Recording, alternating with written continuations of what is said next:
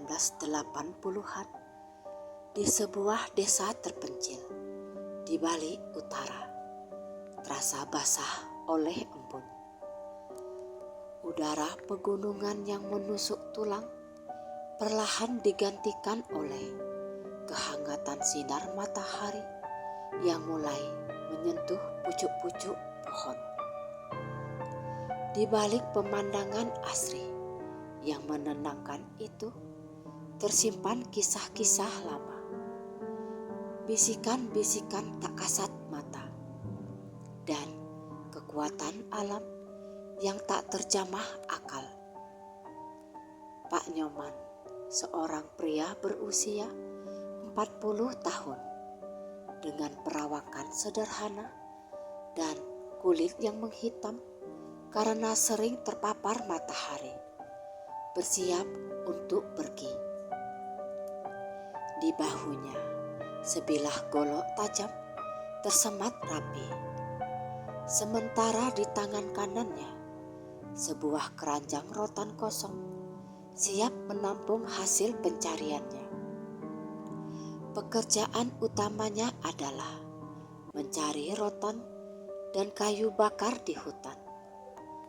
Mata pencaharian yang ia lakoni sejak remaja. Sarapan dulu beli, sapa Bu Ayu, istrinya dengan senyum ramah. Usia mereka sebaya, namun Bu Ayu tampak lebih lembut dan selalu mengkhawatirkan suaminya. Ya Ayu, saya ambil minum sebentar, jawab Pak Nyoman, menyesap teh hangat yang disajikan istrinya. Hati-hati beli, jangan terlalu jauh masuk ke dalam. Beberapa hari ini anginnya terasa aneh dan saya mendengar lolongan anjing semalam suntuk, ujar Bu Ayu. Nada suaranya sedikit cemas. Ia tahu betul, hutan adalah sumber kehidupan mereka, tetapi juga tempat yang menyimpan banyak misteri dan bahaya. Pak Nyoman tersenyum menenangkan. Jangan khawatir yuk, saya sudah hafal setiap lekuk hutan itu. Kalau sudah dapat rotan yang cukup, saya akan langsung pulang. Mungkin sebelum matahari tergelincir. Setelah menghabiskan sarapannya, Pak Nyoman berpamitan. Ia berjalan kaki, menyusuri jalan setapak desa yang perlahan berganti menjadi jalan setapak berbatuan menuju kawasan hutan yang rimbun. Semakin jauh ia melangkah, suara alam semakin mendominasi. Kicauan burung, desiran angin yang menerpa dedaunan, dan bau tanah basah menjadi teman perjalanannya. Ia memilih jalur yang jarang dilewati orang. Instingnya mengatakan bahwa rotan terbaik hari ini berada di dekat aliran sungai kecil di pedalaman hutan. Setelah berjalan hampir 2 jam, ia tiba di sebuah area yang sangat lebat. Rotan-rotan tebal yang ia cari tumbuh menjulang tinggi, dan Pak Nyoman segera mulai bekerja. Saat tengah memotong dan membersihkan beberapa batang rotan terbaik, sebuah suara aneh menarik perhatiannya. Suara itu sangat lirih, seperti rengekan kecil yang tertutup oleh gemericik air sungai. Pak Nyoman menghentikan pekerjaannya. Ia menegakkan tubuh, menajamkan pendengarannya. Suara apa itu? Gumamnya dalam hati.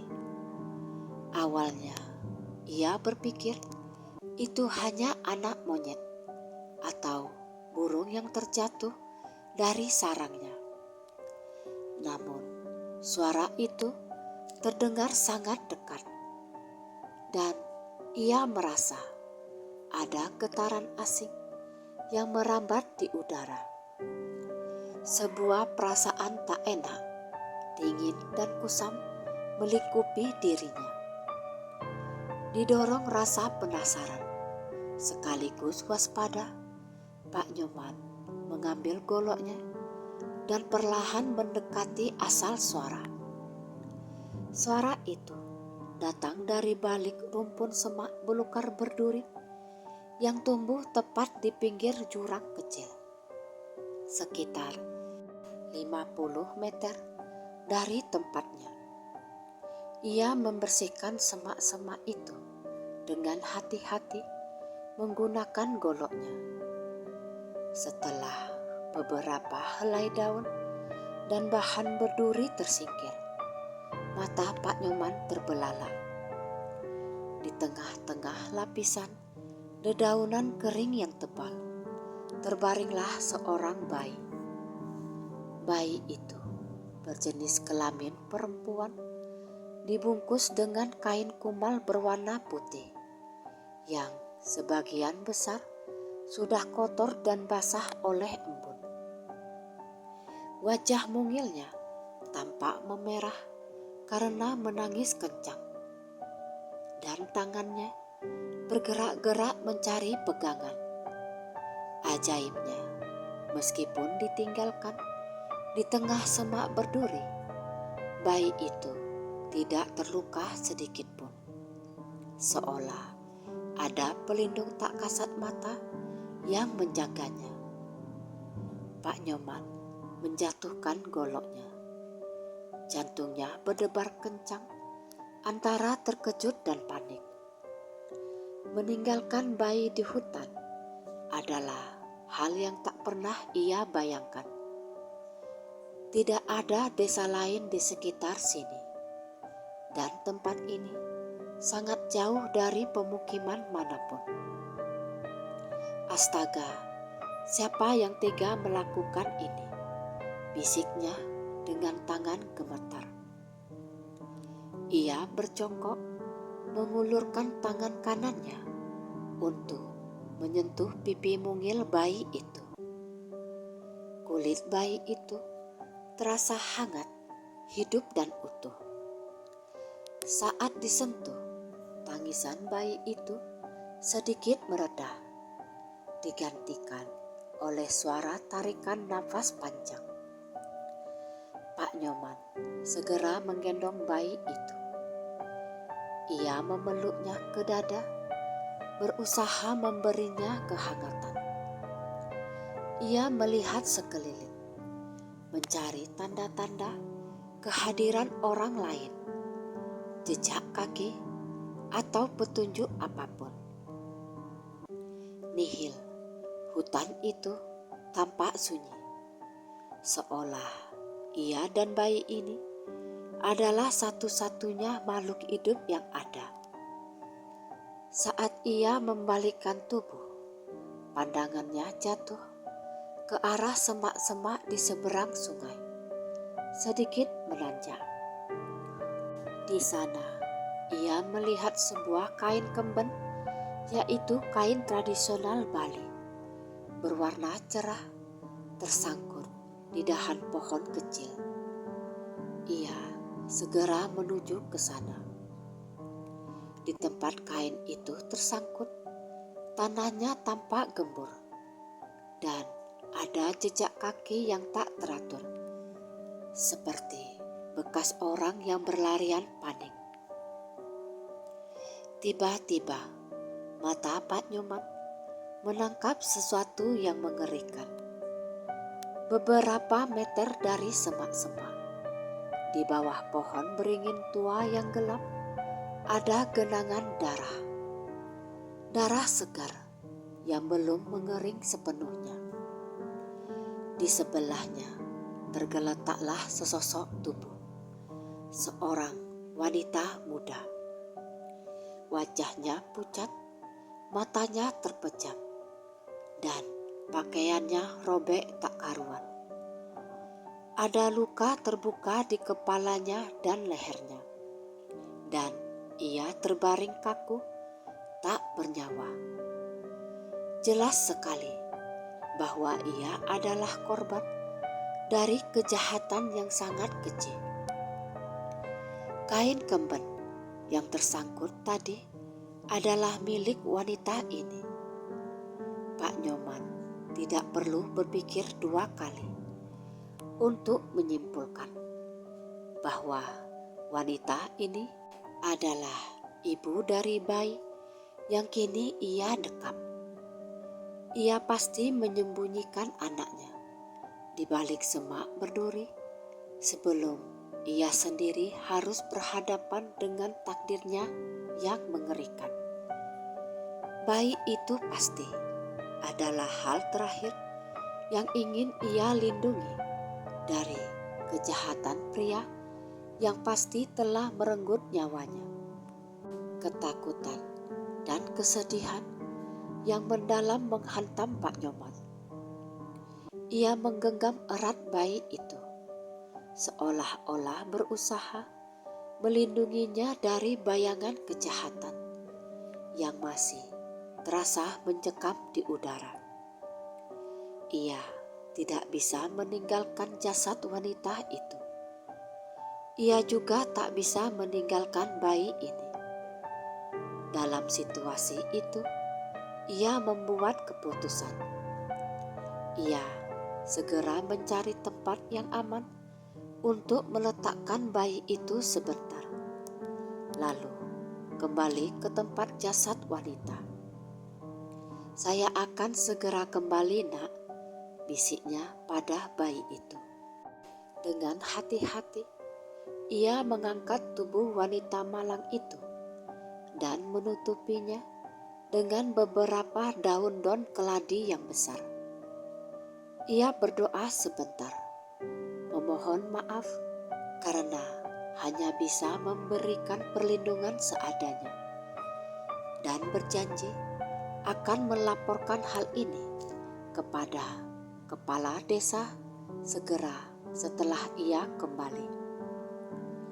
Ia tahu menemukan jenazah di hutan adalah pertanda buruk. Apalagi jika jasad itu adalah korban kekejian. Hal itu bisa membawa nasib buruk dan gangguan dari roh-roh penasaran. Namun ia tak peduli. Tugas utamanya adalah menyelamatkan bayi ini. Pak Nyoman kembali ke tempat bayi itu diletakkan. Bayi itu kini diam, hanya menatap polos ke arahnya. Ia kembali menggendongnya, memasukkannya ke dalam keranjang rotan yang telah ia lapisi dengan kainnya yang kering, dan mulai berjalan pulang, meninggalkan rotan yang sudah ia kumpulkan di tengah hutan. Langkah kakinya kali ini jauh lebih cepat. Ia harus segera kembali sebelum hari semakin gelap. Selama perjalanan, ia merasakan sensasi aneh. Udara di sekitarnya terasa lebih dingin, dan ia merasa seperti ada yang mengawasinya dari balik pepohonan. Di hutan itu, kekuatan supranatural yang diyakini masyarakat Bali seringkali bersemayam di tempat-tempat sunyi. Hutan adalah tempat kotor atau angker, sekaligus suci. Dan ia baru saja mengusik kedamaian tempat itu. "Jangan takut, Nak, kita akan segera sampai," ucapnya pada bayi itu, berusaha menenangkan diri sendiri. Ketika ia mendekati batas hutan, sebuah pemandangan aneh terjadi. Burung-burung gagak yang biasanya tenang kini terbang melingkari area tempatnya berjalan, mengeluarkan suara pekikan yang memekakkan telinga. Angin berhembus sangat kencang, menggoyangkan pohon-pohon seolah-olah alam sedang marah. Pak Nyoman hanya bisa memeluk erat keranjang rotan itu dan mempercepat langkahnya. Ia merasakan kekuatan tak kasat mata mengikuti di belakangnya, seolah roh wanita yang baru saja ia temukan sedang berusaha berkomunikasi dengannya. Atau mungkin ada kekuatan lain yang tertarik pada kehadiran bayi ini. Ia akhirnya berhasil keluar dari hutan lebat itu dan tiba di jalan setapak menuju desa.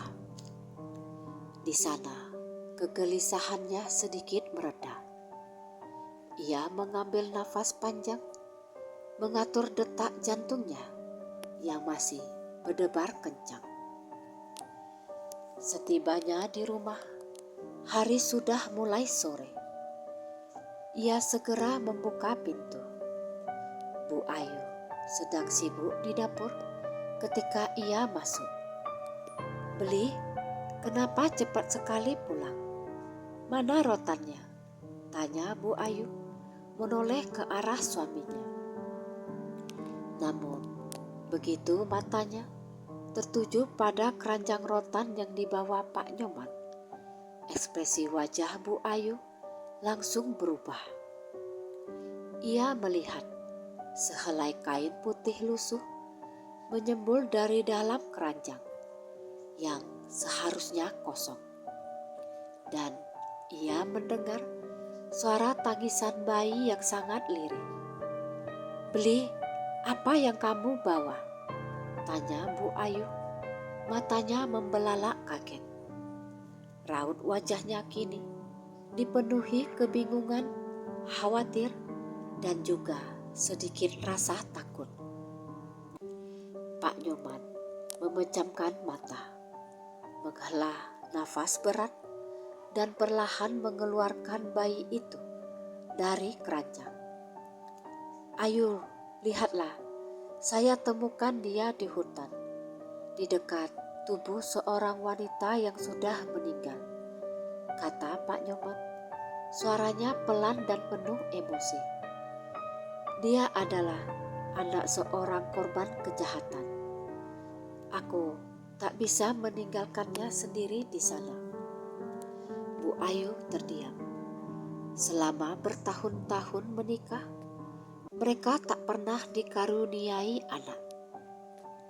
Dan kini, tiba-tiba, seorang bayi mungil berada di tengah ruang tamu mereka. Ia menatap bayi itu, lalu menatap suaminya. Tatapan Bu Ayu menunjukkan bahwa ia tahu kedatangan bayi ini di tengah keadaan yang tak wajar pasti akan membawa perubahan besar, mungkin bahkan membawa sesuatu yang lebih dalam dari sekedar perubahan hidup biasa. Keheningan melingkupi ruang sederhana Pak Nyoman malam itu. Keheningan yang tak lagi sama, sebab kini diisi oleh suara nafas teratur seorang bayi yang sedang tertidur pulas. Bu Ayu dengan sigap membersihkan dan merawat bayi yang mereka beri nama sementara Kembang itu. Meskipun terkejut, naluri keibuannya segera mengambil alih. Ia memandikan bayi itu dengan air hangat, membungkusnya dengan kain bersih, dan memberinya air beras yang sudah dihaluskan sebagai pengganti makanan. Kembang segera tertidur lelap setelah mendapatkan kehangatan dan rasa kenyang. Di ruang tengah, Pak Nyoman menceritakan semua yang ia saksikan kepada Bu Ayu. Mulai dari suara tangisan yang lirih, penemuan bayi di semak berduri, hingga jasad wanita malang yang ia dapati di bawah pohon beringin. Saya sudah melaporkan penemuan jasad itu kepada kepala desa tadi sore. Besok pagi kami akan kembali ke sana bersama beberapa warga untuk mengurus jenazahnya.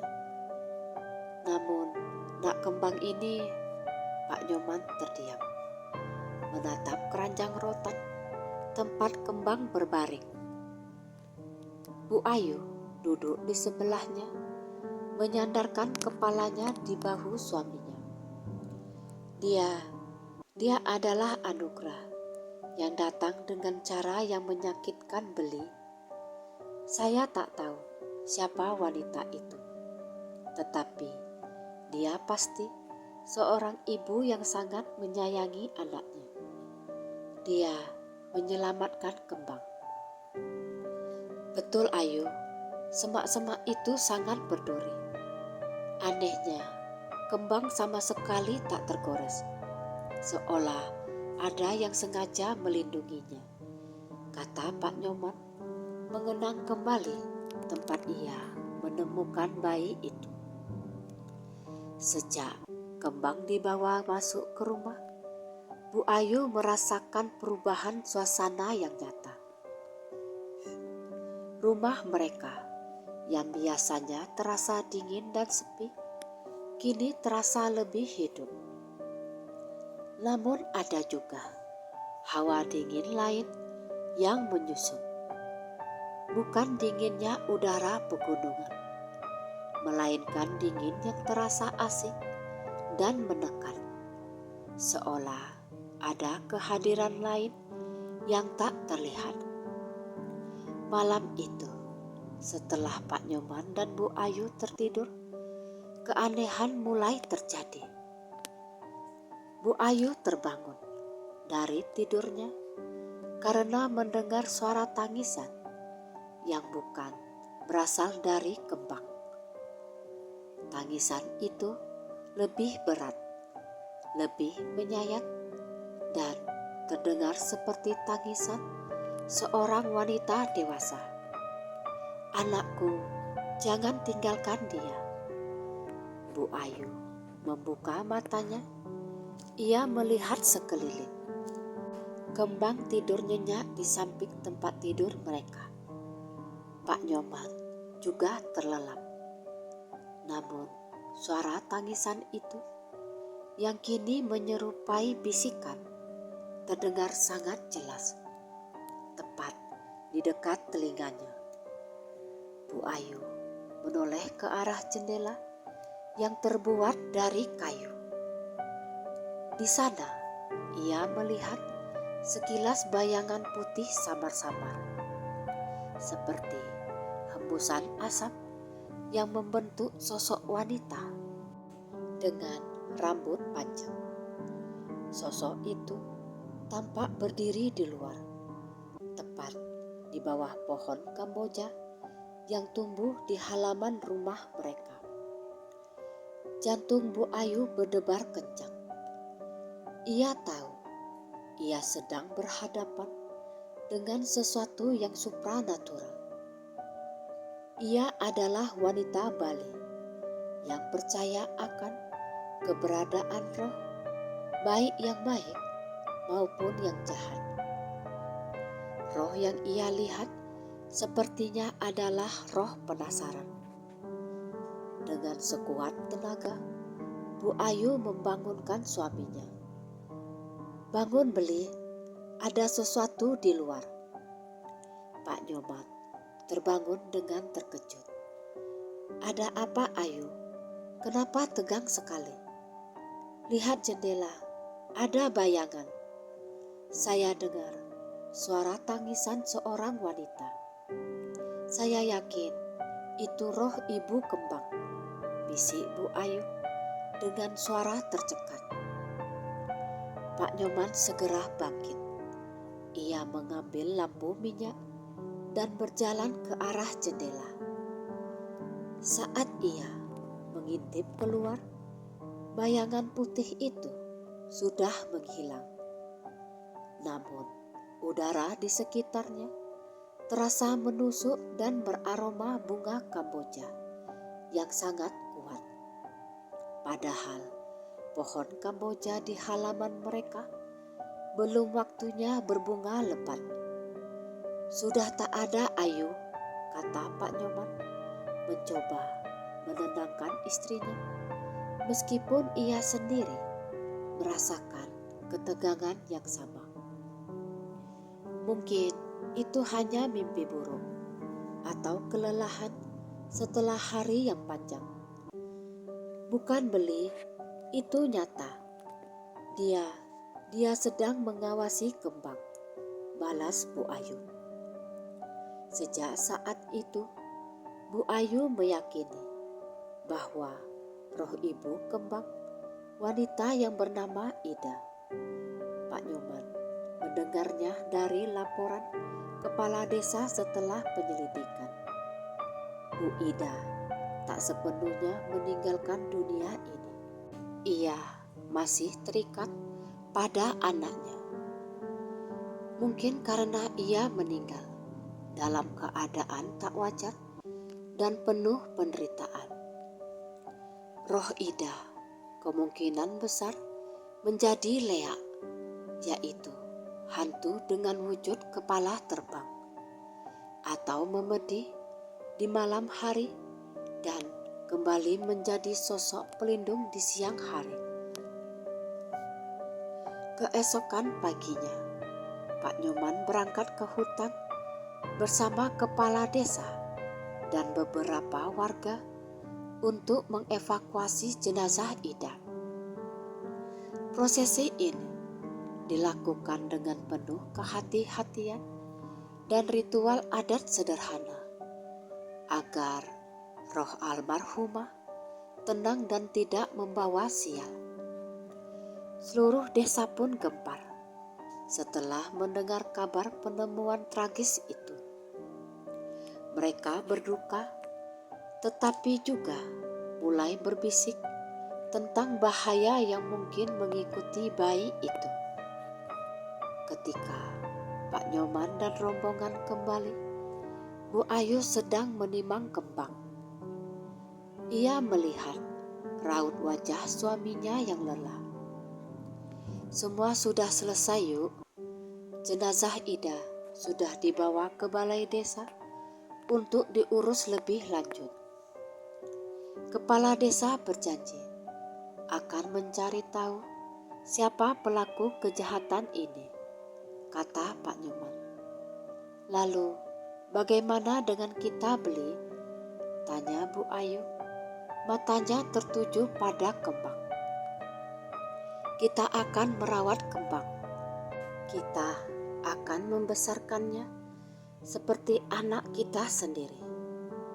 Kita akan memberinya nama yang baik, putus Pak Nyoman, penuh keyakinan. Bu Ayu tersenyum. Saya akan memberinya nama Ni Komala Sari. Komala berarti permata dan Sari berarti bunga. Permata yang muncul dari kesedihan. Keputusan Pak Nyoman dan Bu Ayu untuk mengadopsi Komala disambut dengan berbagai reaksi. Mayoritas warga desa mendukung karena kasihan. Tetapi ada beberapa tetua dan orang yang sangat percaya tahayul merasa khawatir. Mereka takut roh Ida yang meninggal secara tak wajar akan menuntut sesuatu dari keluarga yang merawat anaknya. Atau lebih buruk lagi, roh jahat lain akan tertarik pada Komala. Sejak Komala tinggal di rumah mereka, fenomena supranatural pun semakin sering terjadi. Bunga-bunga Kamboja yang layu di halaman rumah mereka tiba-tiba mekar di malam hari. Di saat Komala tertidur pulas, Bu Ayu sering mencium aroma melati yang sangat kuat di kamar. Padahal tak ada bunga melati di sekitar rumah. Piring dan gelas di dapur mereka terkadang bergeser sendiri. Suatu malam, Komala mendadak sakit demam tinggi. Pak Nyoman dan Bu Ayu panik. Mereka memanggil Balian, yaitu dukun penyembuh tradisional di desa. Balian Ratih, seorang wanita tua dengan mata yang tajam dan pengetahuan mendalam tentang spiritual, datang ke rumah mereka. Ia segera melihat Komala. Setelah memeriksa suhu badan dan denyut nadi Komala, Balian Ratih meminta Pak Nyoman dan Bu Ayu untuk duduk. Anak ini, dia tidak sakit biasa, ujar Balian Ratih dengan suara pelan. Lalu, apa yang terjadi, Balian? Apa ada guna-guna? Tanya Bu Ayu cemas. Balian Ratih menggeleng.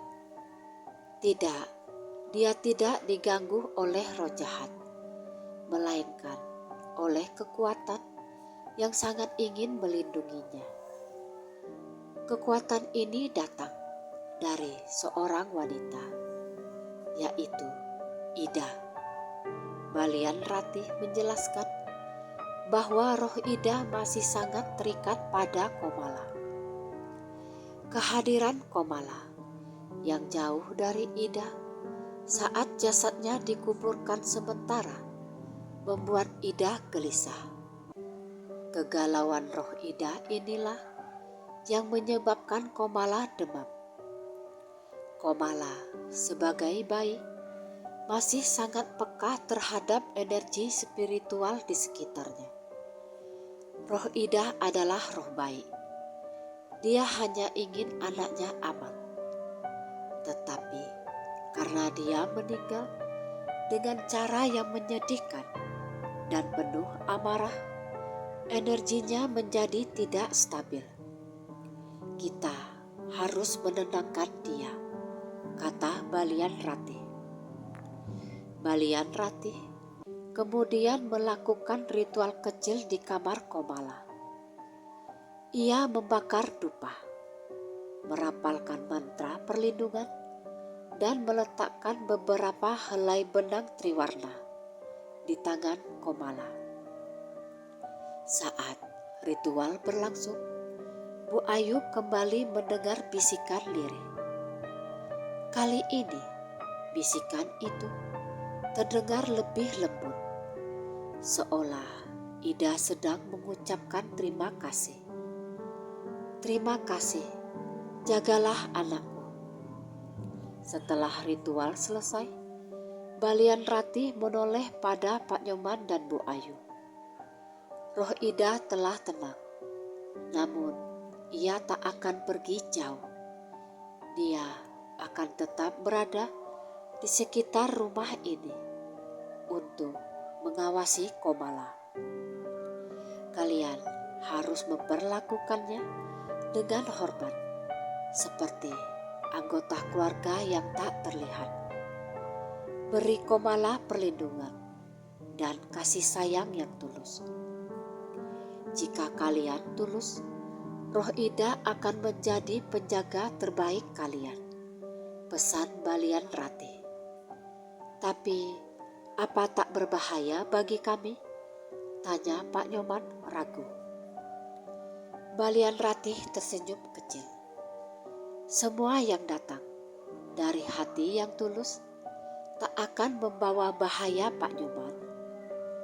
Jasad Ida meninggal karena kejahatan manusia, bukan karena takdir alam. rohnya menuntut keadilan, tetapi dia memilih kalian sebagai pelindung anaknya. Kalian adalah orang baik. Sekarang rawatlah Komala dengan baik.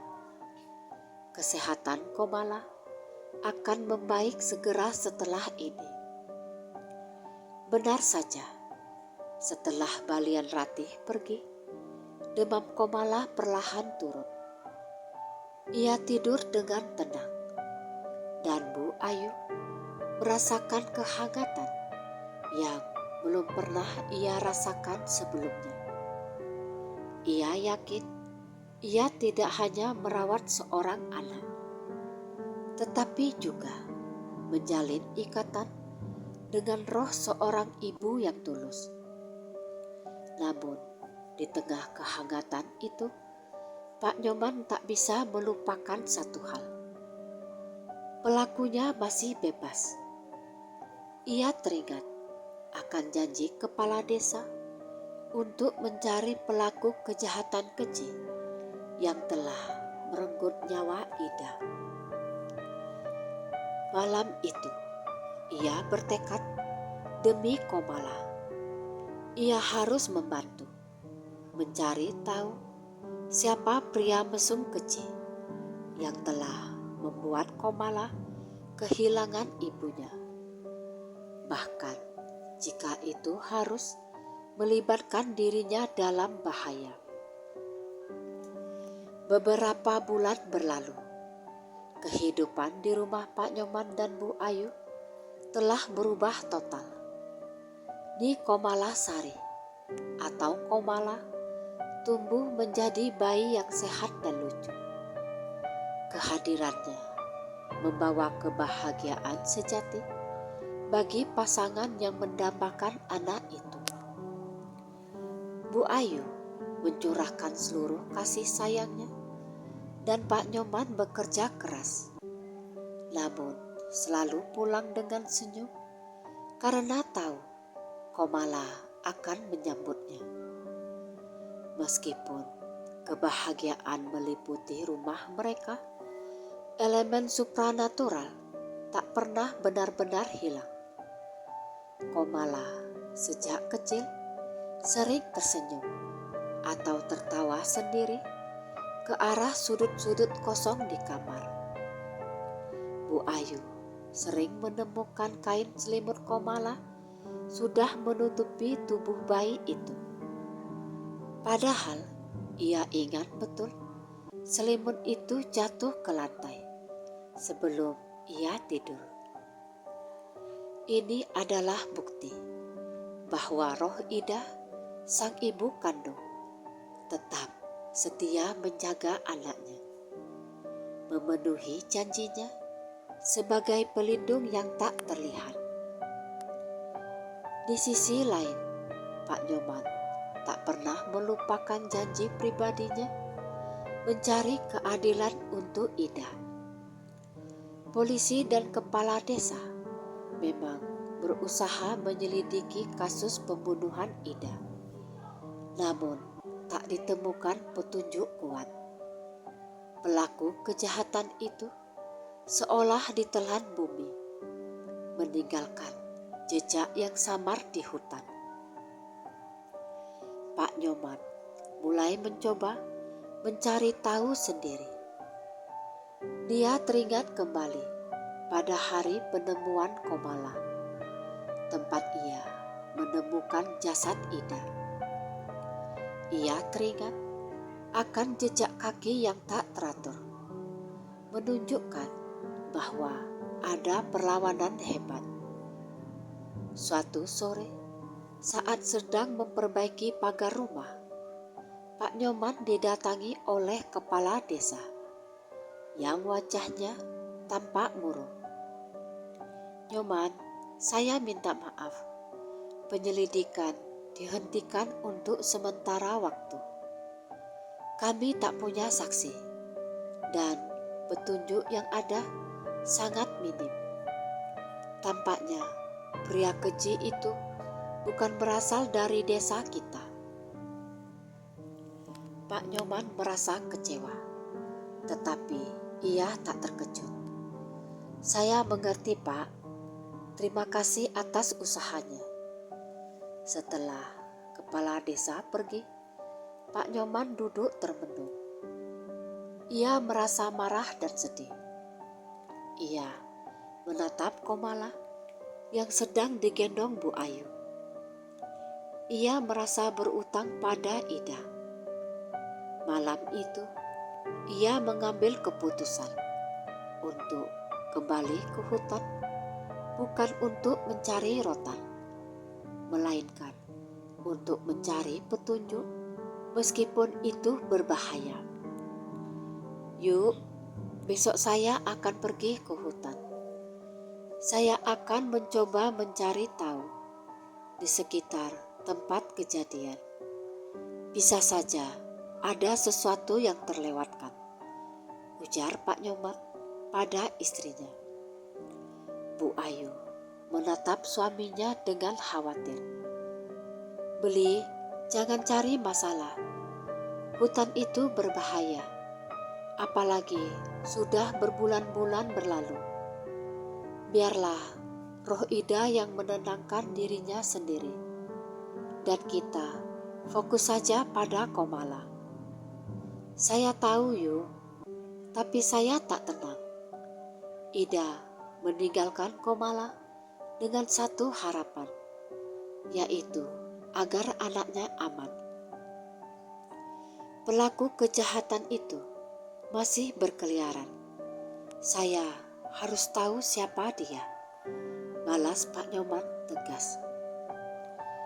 Keesokan harinya, Pak Nyoman kembali ke lokasi penemuan Komala. Tempat itu kini terasa sangat hening dan gelap, meskipun matahari bersinar. Ia memeriksa setiap sudut di bawah pohon beringin, tempat jasad Ida ditemukan. Ia memeriksa semak-semak yang sudah kering. Tiba-tiba ia melihat sesuatu yang mengkilap tersangkut di akar pohon yang menjulur. Itu adalah sebuah liontin kecil yang terbuat dari logam kuningan. Liontin itu berbentuk ukiran kepala singa yang bukan merupakan motif umum di daerah mereka. "Ini pasti milik pria itu," bisik Pak Nyoman. Ia memasukkan liontin itu ke saku bajunya. Saat ia berbalik untuk pulang, ia mendengar suara gemerisik yang sangat cepat di atas pepohonan. Lalu ia melihat bayangan seperti kilatan angin yang bergerak menjauhi area itu menuju ke arah utara. Bayangan itu sangat cepat, nyaris tak terlihat mata. Dalam hati Pak Nyoman yakin bayangan itu adalah roh Ida yang menunjukkan arah. Pak Nyoman bergegas pulang. Ia menunjukkan liontin itu kepada Bu Ayu. "Liontin kepala singa? Saya belum pernah melihatnya di desa ini, Beli," kata Bu Ayu. "Ini sepertinya petunjuk yang dikirimkan kepada kita, Yuk. Pria itu pasti tinggal di desa lain, atau dia adalah seorang pendatang," kata Pak Nyoman. Pak Nyoman kemudian membawa liontin itu kepada seorang kenalan lamanya di desa tetangga, seorang pedagang keliling yang sering berhubungan dengan orang-orang dari luar daerah. Setelah melihat liontin itu, sang pedagang yang bernama Wayan itu terkejut. "Nyoman, ini saya tahu siapa pemiliknya. Dia adalah Imade Arka, seorang pria dari desa di dekat pelabuhan. Dia dikenal suka berbuat onar dan pernah bekerja sebagai tukang pukul di sana. Dia sudah lama menghilang, tapi liontin ini ciri khasnya. Imade Arka. Nama itu berputar di benak Pak Nyoman. Ia telah menemukan nama pelaku kejahatan keji itu. Pak Nyoman kembali ke rumah dengan hati yang berapi-api.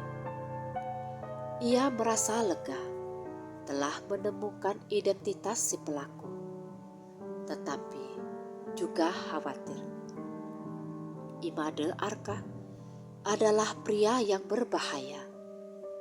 Pak Nyoman tak memiliki kekuatan untuk menghadapinya. Malam itu, Komala yang biasanya tidur nyenyak mendadak menangis kencang. Tangisannya berbeda, bukan tangisan lapar atau sakit, melainkan tangisan ketakutan yang mencekam. Bu Ayu dan Pak Nyoman segera menenangkannya.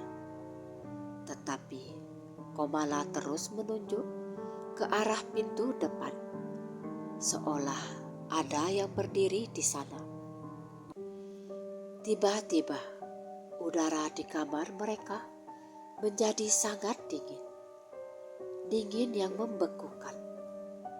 Lampu minyak yang menyala redup tiba-tiba mati total. Di dalam kegelapan, Pak Nyoman mendengar suara berderit dari pintu depan. Seperti ada yang mencoba membukanya secara paksa. "Beli, ada yang datang," bisik Bu Ayu panik sambil mendekap Komala erat-erat.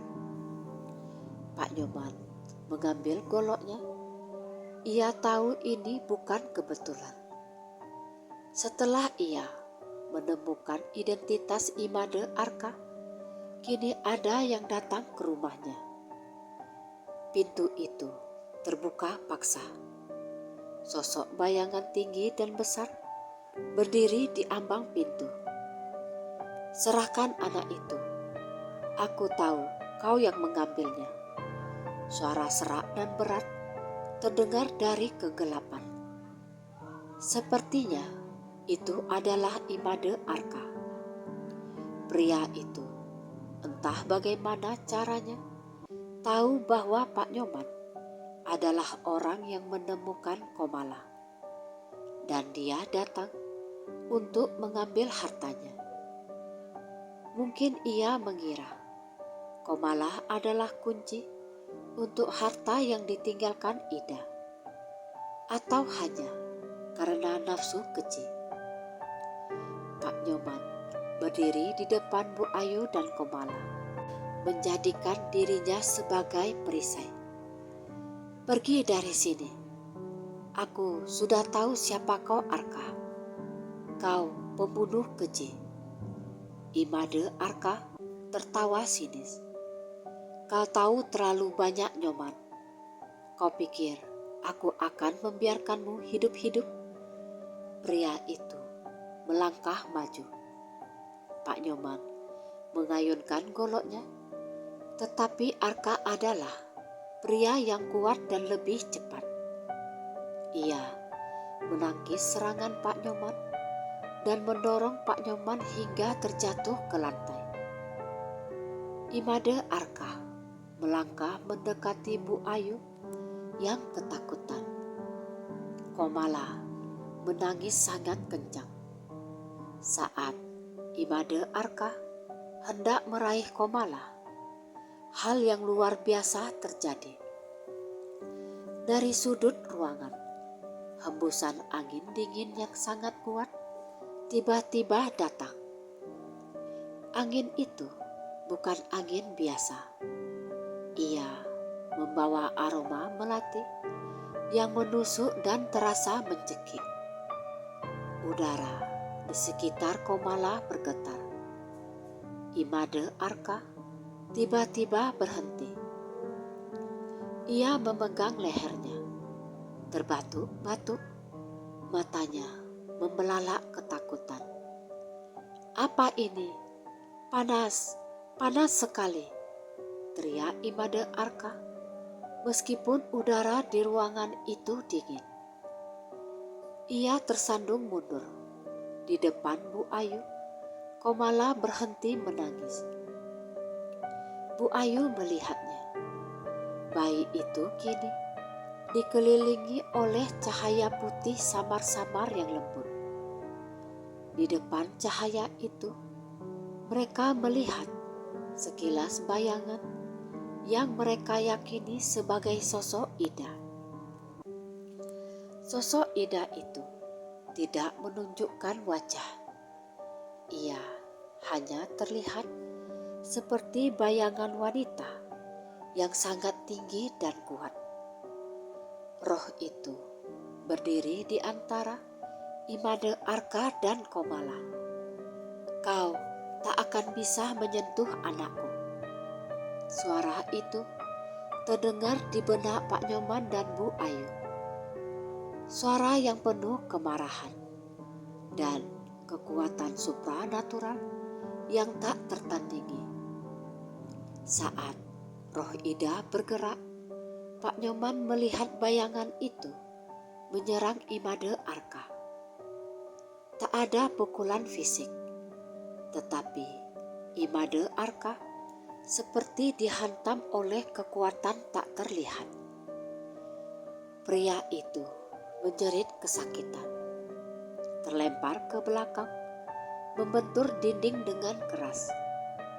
"Lepaskan aku, panas, ampun!" teriak Imade Arka sambil mencoba merangkak ke arah pintu. Tentu saja roh Ida tak akan mengizinkannya.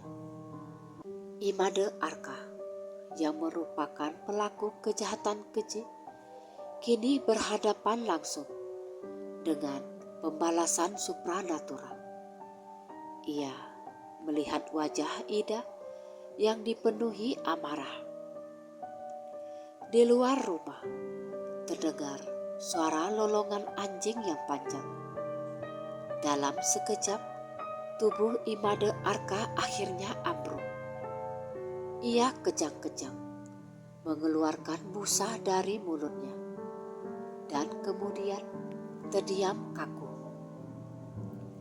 Pak Nyoman dan Bu Ayu terkejut menyaksikan pemandangan itu. Pak Nyoman segera bangkit dan mendekati tubuh Imade Arka. Pria itu sudah tak bernyawa. Di kulit Arka, Pak Nyoman melihat beberapa luka bakar yang berbentuk seperti cap telapak tangan. Roh Ida yang telah menuntut pembalasan atas kematiannya dan usahanya melindungi anaknya kini menghilang. Cahaya putih itu meredup dan Komala kembali tidur dengan tenang di pelukan Bu Ayu. Pak Nyoman dan Bu Ayu saling pandang. Mata mereka dipenuhi ketakutan, tetapi juga rasa syukur yang mendalam. Keadilan telah ditegakkan, bukan oleh manusia, melainkan oleh ikatan suci antara ibu dan anak. Keesokan harinya, Pak Nyoman melaporkan kejadian itu. Meskipun banyak yang meragukan ceritanya tentang roh, bukti fisik berupa jenazah Imade Arka yang tewas di rumahnya sudah cukup bagi kepala desa untuk menganggap kasus Ida selesai. Orang-orang desa berbisik meyakini bahwa Imade Arka mendapat ganjaran dari alam gaib, dari roh Ida yang menjadi penjaga Komala. Waktu berlalu dengan cepat. Peristiwa tragis dan pembalasan supranatural yang terjadi di rumah Pak Nyoman dan Bu Ayu perlahan mulai menjadi legenda desa. Kematian Imade Arka si pelaku kejahatan keji diyakini sebagai karma yang tak terhindarkan. Lebih dari 5 tahun telah berlalu sejak Pak Nyoman menemukan Komala di hutan. Kini Komala tumbuh menjadi anak perempuan yang periang, cerdas dan sangat cantik. Ia memiliki rambut hitam legam dan mata yang berbinar, mengingatkan Pak Nyoman pada keindahan alam Bali. Ia adalah permata di tengah keluarga kecil mereka. Pak Nyoman dan Bu Ayu mencintai Komala layaknya anak kandung mereka. Mereka mengajarkan adat istiadat, nilai-nilai, dan kasih sayang. Mereka tak pernah menyembunyikan fakta bahwa Komala adalah anak yang diadopsi dari hutan. Tetapi mereka selalu menekankan bahwa Komala datang sebagai hadiah dari alam semesta. Meskipun Komala telah tumbuh besar, kehadiran spiritual yang melindunginya tak pernah hilang sepenuhnya. Bu Ayu dan Pak Nyoman sudah terbiasa dengan fenomena aneh yang terjadi di sekitar Komala. Komala jarang sekali jatuh sakit. Ketika ia bermain, terkadang ia berbicara sendiri dengan gembira ke arah yang kosong, seolah ada teman imajiner di sana. Ketika Komala merasa takut atau sedih, angin hangat yang membawa aroma melati akan berhembus lembut, segera menenangkan Komala. Mereka tahu itu adalah sentuhan Ida, sang ibu kandung yang selalu ada. Komala pun memiliki kepekaan spiritual yang tinggi. Ia seringkali dapat merasakan bahaya sebelum terjadi. Suatu pagi, Pak Nyoman sedang bersiap untuk pergi ke kebun. Komala yang saat itu berusia 6 tahun menarik-narik ujung sarungnya. "Ayah, jangan pergi hari ini. Nanti sore ada ular besar di jalan setapak ke kebun," kata Komala dengan nada polos namun serius. Pak Nyoman tersenyum, mengira Komala hanya berimajinasi. "Ayah hanya sebentar, Nak. Lagi pula, dari mana Komala tahu ada ular?" "Ada ibu putih yang bilang. Dia bilang ular itu akan menggigit ayah," jawab Komala menunjuk ke sudut ruangan. Meskipun Pak Nyoman ingin mengabaikannya, ia teringat semua kejadian masa lalu. Ia memutuskan untuk mendengarkan. Ia menunda keberangkatannya. Sore hari, seorang tetangga datang ke rumah dengan panik. Ia menceritakan bahwa di jalan setapak menuju kebun Pak Nyoman, seekor ular piton besar telah melintas, yang sangat jarang terjadi.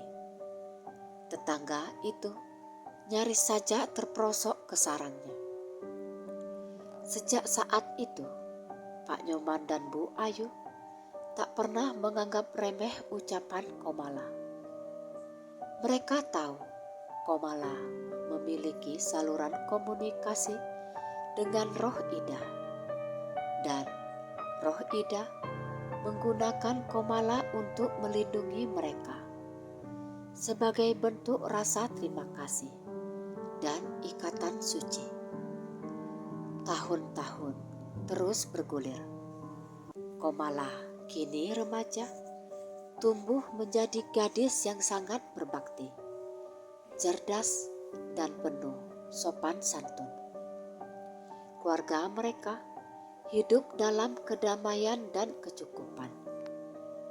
Berkah seolah tak pernah putus mengalir ke rumah mereka sejak Komala datang.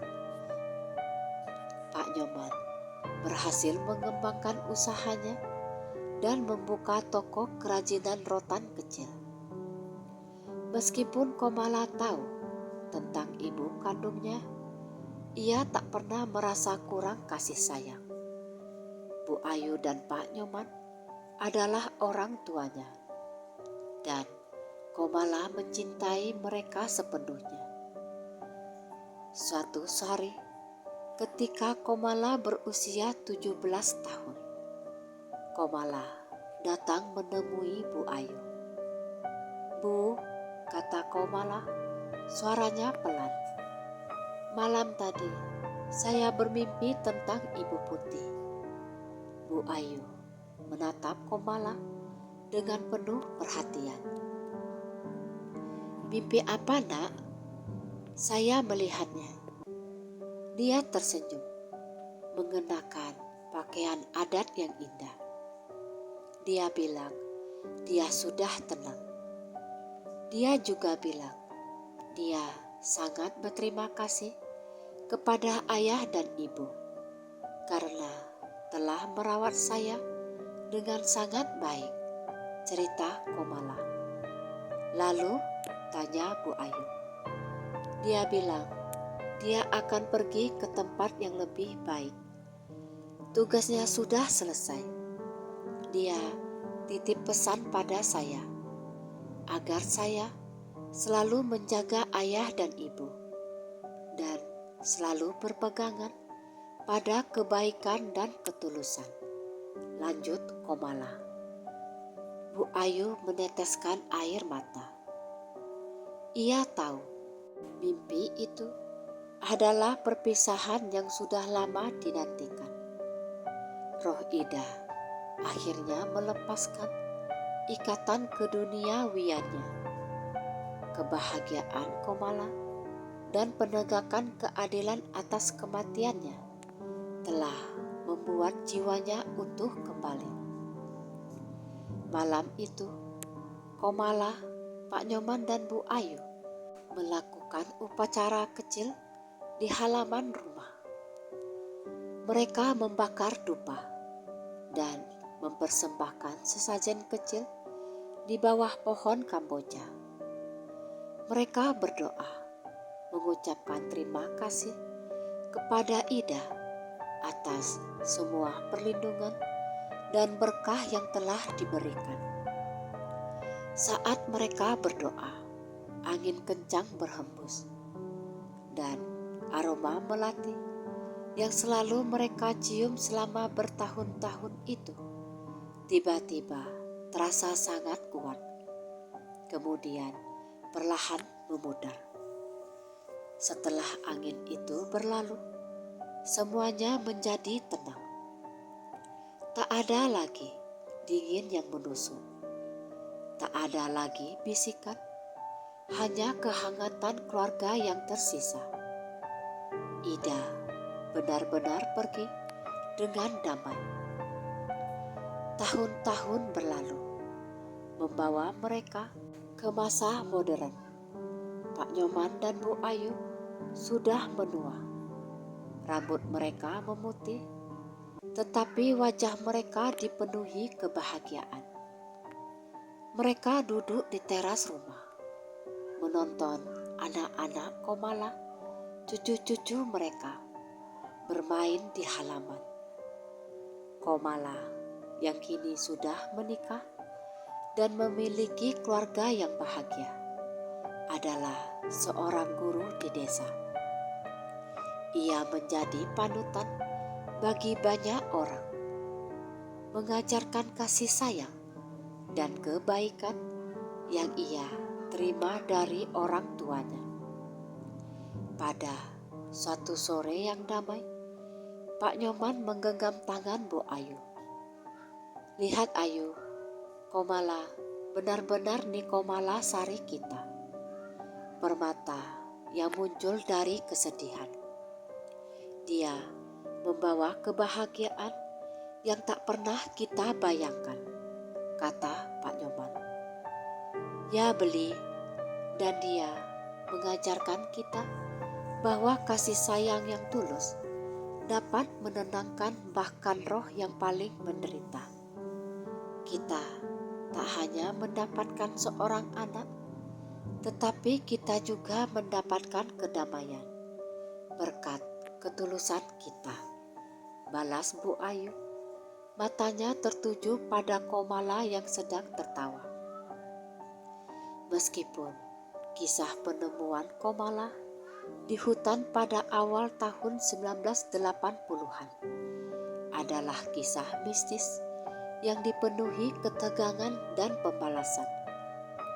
Kisah itu berakhir dengan sebuah akhir yang sangat bahagia.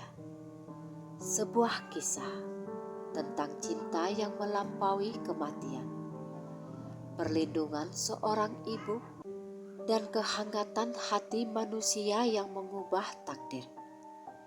Pak Nyoman dan Bu Ayu yang awalnya hanya mencari rotan, justru menemukan anugerah terbesar dalam hidup mereka, seorang anak dan ikatan suci yang membawa mereka pada kedamaian abadi.